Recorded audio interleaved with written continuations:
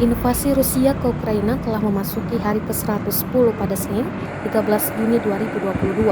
Hingga kini, perang Rusia dan Ukraina masih berlanjut.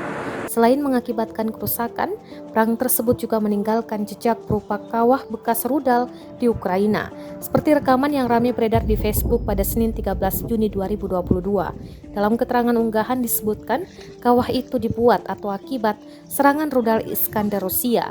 Tampak pria di dalam video menunjukkan kawah yang berukuran cukup besar.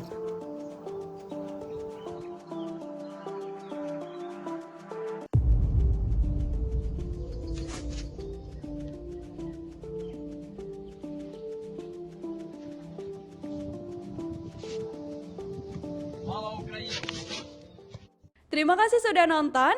Jangan lupa like, subscribe, dan share ya.